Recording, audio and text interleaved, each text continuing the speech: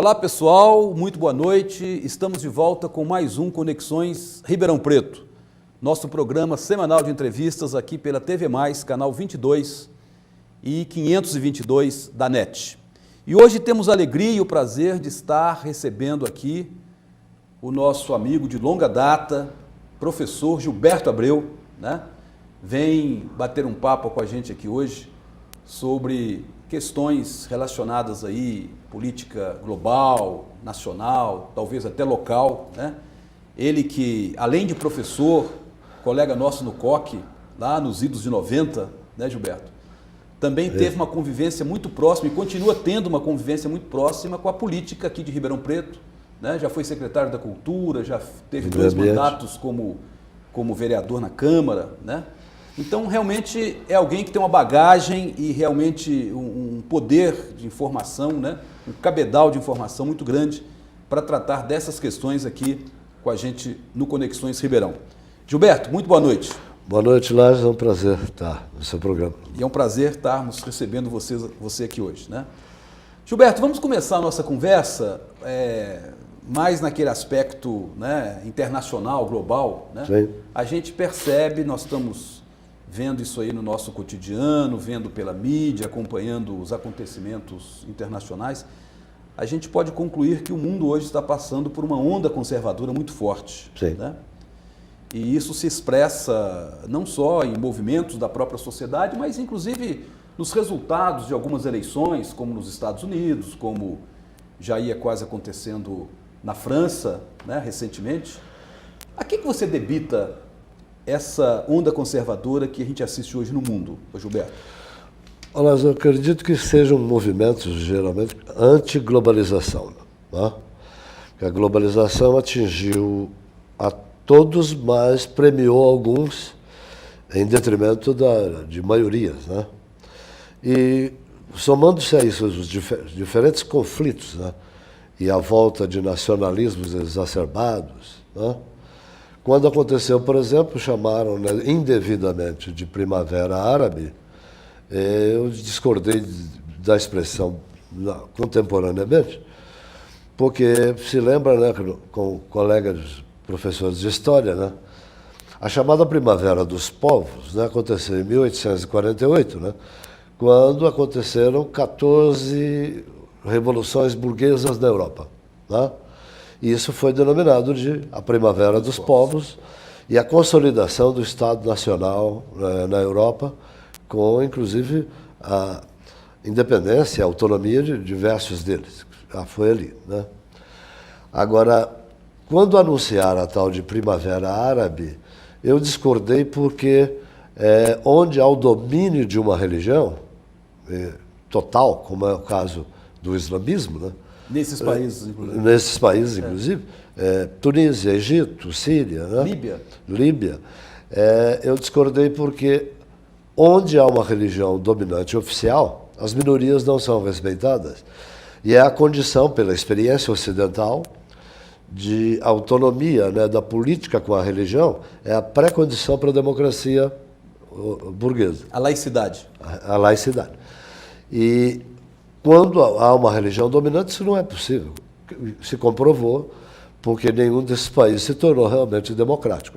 E continua não sendo. Essa primavera, de certa forma, foi abortada. Sim, é mais um outono do que uma primavera. Do que uma primavera. Ô Gilberto, mas essa onda conservadora a gente assiste também aqui no Brasil. Né? Sim. Você acha que aqui também se refletiria aí uma reação anti-globalização? Porque quando se falava muito, inclusive, na globalização, a gente tinha aquela tendência, desde os anos 90, de separar os países, dizendo que aqueles que foram afetados negativamente e aqueles que conseguiram avançar, conseguiram o domínio mundial, etc.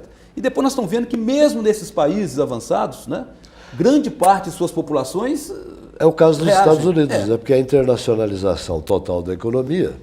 E aí coube o discurso conservador de tipos, né, como Bush e agora, recentemente, o Trump, né, de que isso veio em prejuízo do trabalhador americano. Né? É essa a tônica do Essa é a tônica. Né?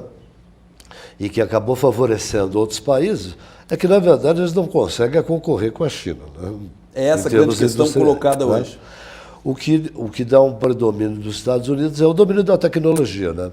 E isso eles deterão o poder por décadas futuras ainda, porque, digamos, a inteligência do mundo eles ainda controlam e, sobretudo, as indústrias sensíveis, né, de alta tecnologia, eles dominam completamente, né? Mas isso afeta uma parcela da população de elevado grau de educação. O trabalhador comum da Revolução Industrial Clássica, esse está praticamente desvalido. O cinturão da ferrugem, como eles chamam, ali no meio oeste americano, né, Michigan, Ohio, Illinois, né, ali tem cidades praticamente abandonadas, né, como é o caso de Detroit. Onde o Trump teve uma vitória avassaladora. Avassaladora.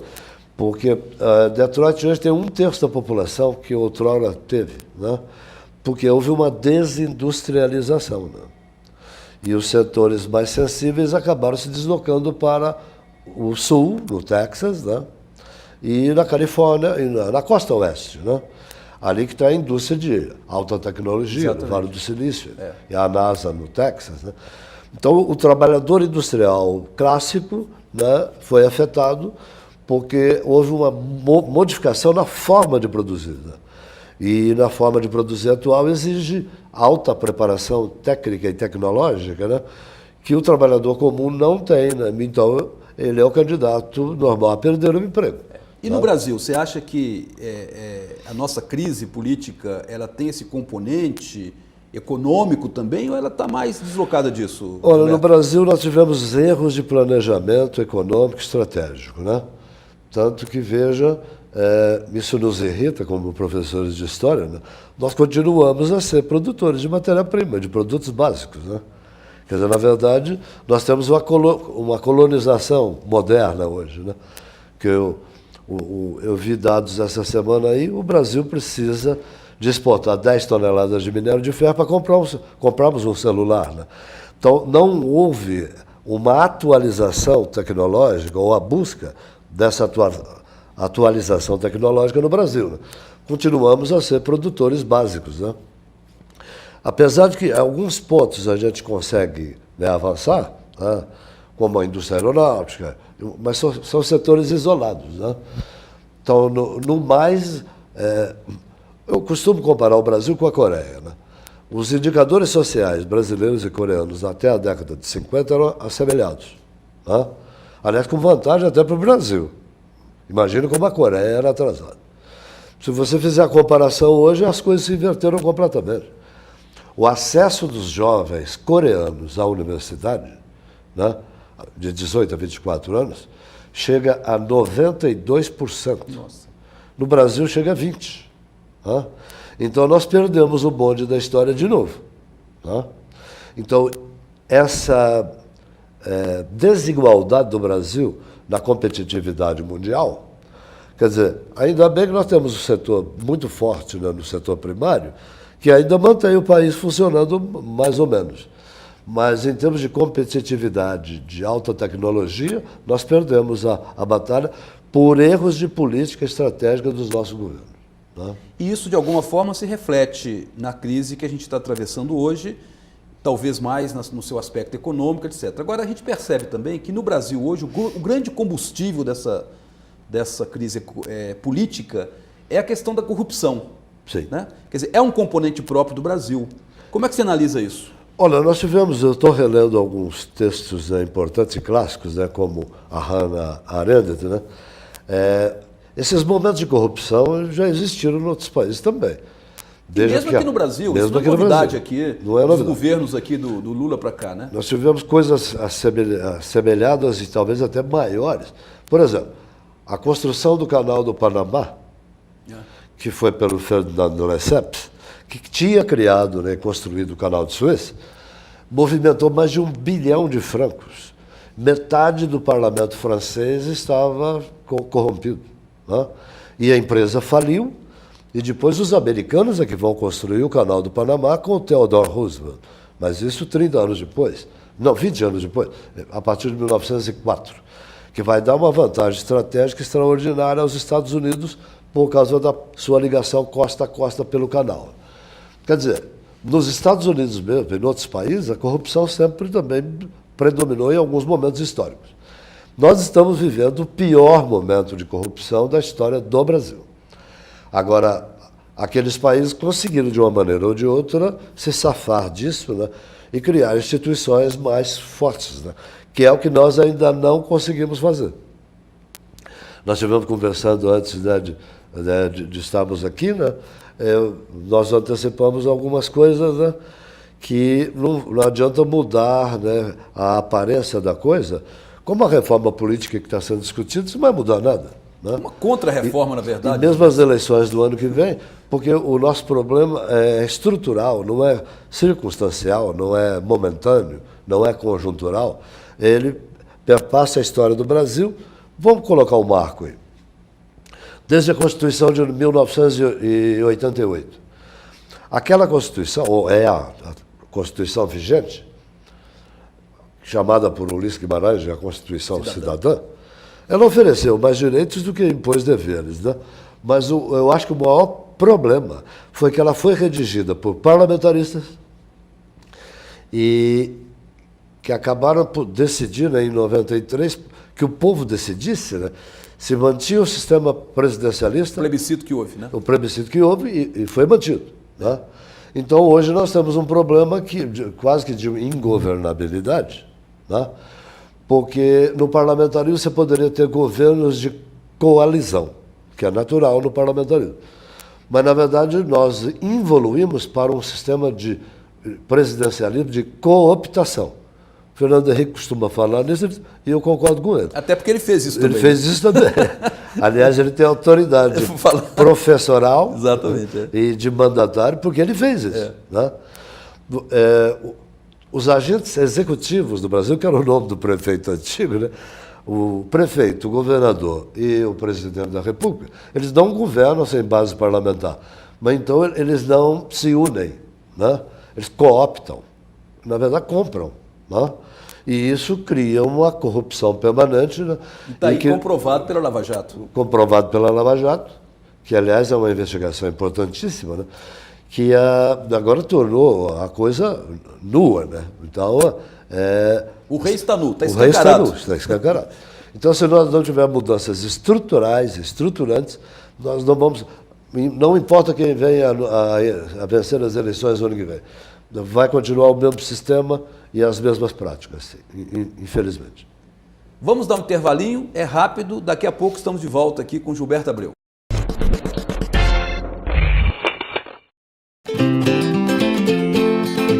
Quer aprender uma nova receita? E ouvir boa música? Então venha curtir o programa Maurício e Marcelo. Tem isso e muito mais com esses gêmeos que são a cara da nossa gente. Toda quarta, ao vivo, às 8h30 da noite. TV Mais, paixão por Ribeirão.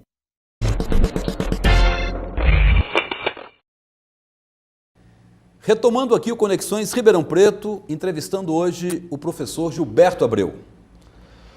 Gilberto, mas pegando aí o gancho da nossa última pergunta, né?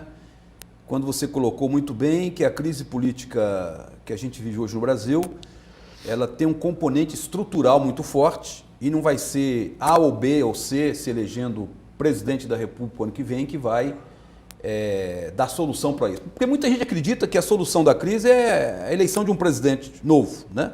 Está marcada a eleição o ano que vem. Mas esse salvacionismo já aconteceu com o Collor, já aconteceu com o Lula. E tem um elemento salvacionista muito forte, messiânico, né? De depositar toda a esperança de uma solução de um problema na cabeça de uma pessoa. Né? E você colocou muito bem que a questão é estrutural, enquanto não se resolver minimamente essa questão estrutural, a gente vai permanecer patinando nessa crise atual.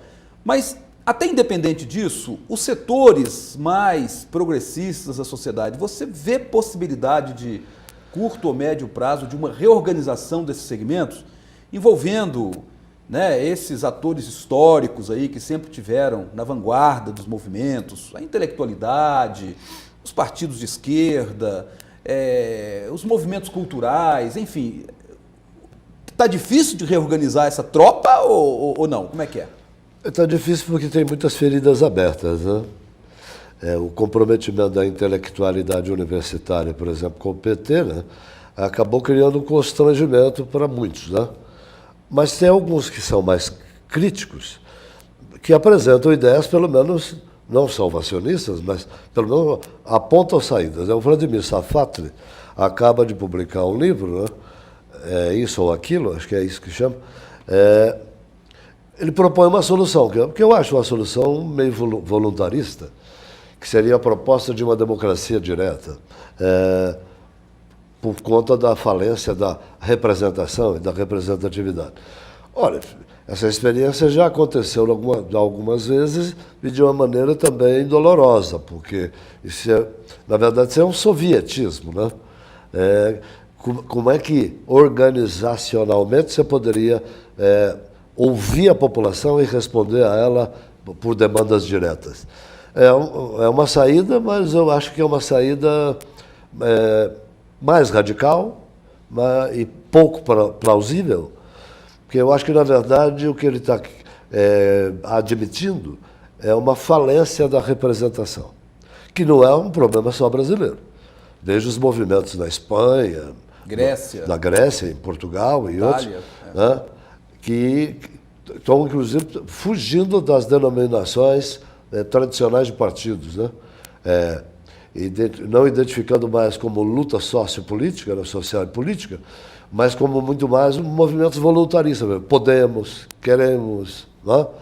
Isso também está acontecendo no Brasil, porque estão mudando o nome de alguns partidos que já existiam. Alguns, assim, meio, né, naquela situação bem de enganação da população. Exatamente. Para pegar a onda internacional. Né? Mas é tudo mise-en-scène também. Eu volto a insistir que, se não tivermos uma mudança da estrutura política radicalmente consolidada aí, então, por exemplo, não é cabível que tenhamos 35 partidos.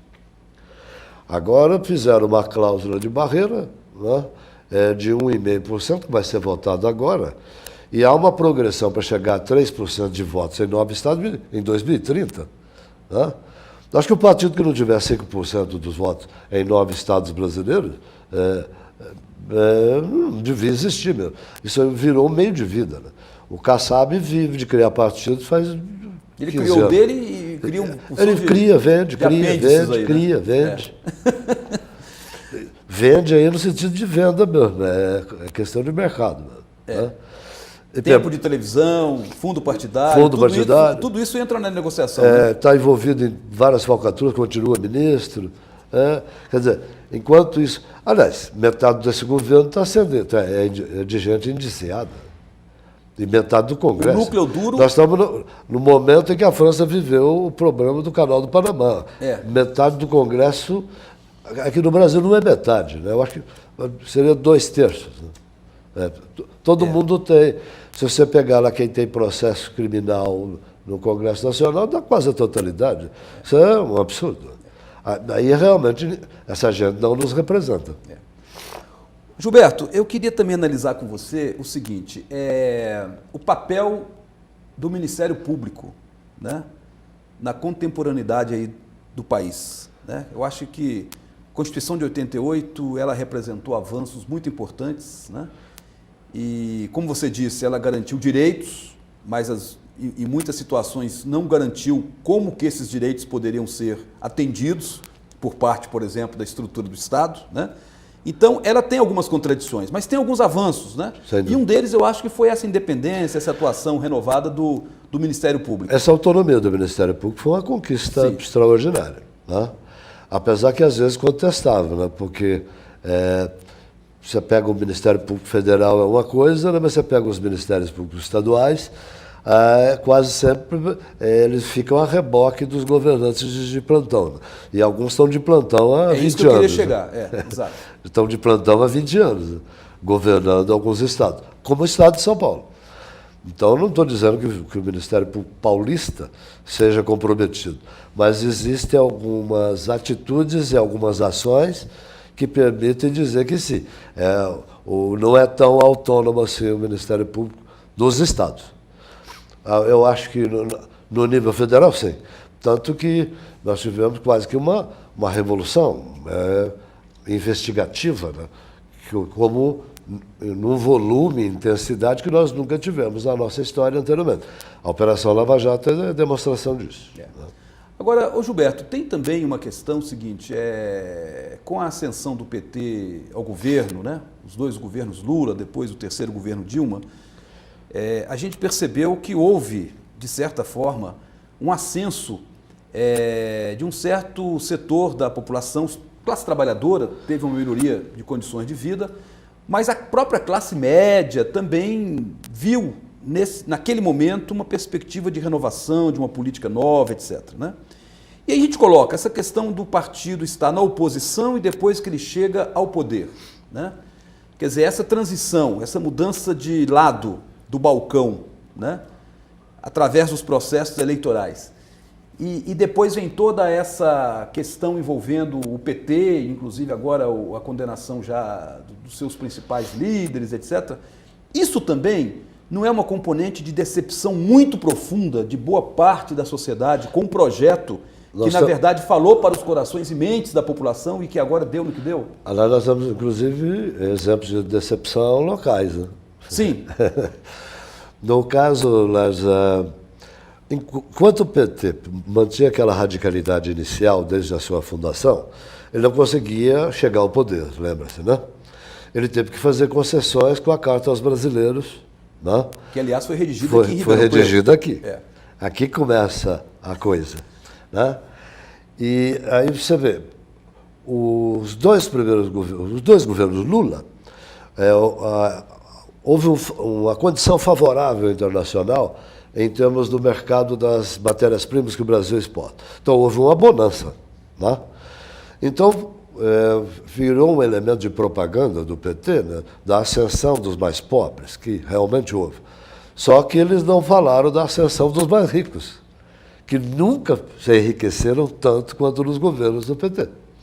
Notadamente o setor financeiro e alguns outros setores, como o próprio setor da agroindústria, né?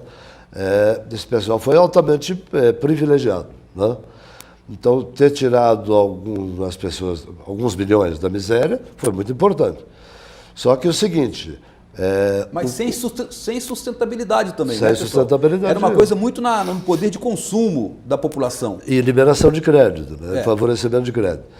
E o que isso favoreceu ainda mais o enriquecimento dos rentistas, sim, sobretudo dos bancos. Né? Você vê que o pagamento de juros da dívida brasileira equivale a 20 vezes ao Bolsa Família. Quer dizer, alguns deixaram de ser pobres, estão voltando a ser pobres de novo agora, né? Mas os ricos ficaram exponencialmente mais ricos. Exato. E esse é um discurso que o PT não gosta de discutir, porque é aí que está a grande falência. O nó górdio desse projeto que o PT desenvolveu está aí. E a Dilma herdou, né, aí já no momento, o poder no momento de crise internacional do preço das commodities. Né? Aí a crise que antes estava administrada e administrável, né, se tornou evidente, e aí nós temos essa crise que se transformou em crise econômica e agravou a crise política. Sem dúvida. Gilberto, trazendo a questão para a Ribeirão Preto, a nossa cidade, né?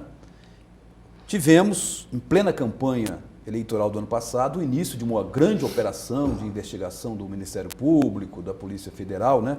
Que foi a Operação Sevandija, né? Outro dia, respondendo a um jornalista do jornal A Cidade, quando se completava exatamente um ano do início da operação, 1º de setembro, né?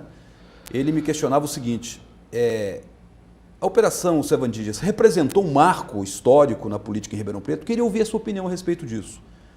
Daqui para frente, muda a política, continua tudo como está, precisa também de uma mudança da cultura política, não só das próprias instituições? Olha, eu acho que as investigações que precederam o lançamento, né, já existiam, mas eu acho que foi estrategicamente colocada a data do início da operação. 1º de setembro. 1º de setembro. Meio da campanha eleitoral. E isso influenciou notadamente o resultado das eleições. Então, quer dizer, quando eu falei do Ministério Público Estadual, né, por que não lançaram essa operação com antecedência? Né? Então, eu acho que a data foi premeditada e foi armada para alterar o resultado das eleições. Tá? Não estou tirando o mérito da operação, que realmente provocou uma comoção na cidade, em termos de coisas que a gente eram sabidas, mas não eram investigadas. E né? bem sabidas, E bem né? sabidas. Mas como não né? tinha uma denúncia, uma investigação, Eu acho que só a questão da oportunidade que foi feita de má fé, mas com outras intenções, né? Mas eu acho que a operação foi bem sucedida e realmente provocou uma comoção na cidade e que pode causar um efeito importante, né, na vida política da cidade futura, sem dúvida. Gilberto, de uma outra oportunidade, a gente vai contar aqui com sua presença para a gente aprofundar um pouco mais nessa questão da política local, da Operação Sevandija, essa renovação que houve, por exemplo, na Câmara, sem dúvida nenhuma, houve uma renovação grande dessa última vez, né? Última eleição. E você que foi vereador por 2 mandatos e né, já teve e tem ainda uma participação política ativa, né?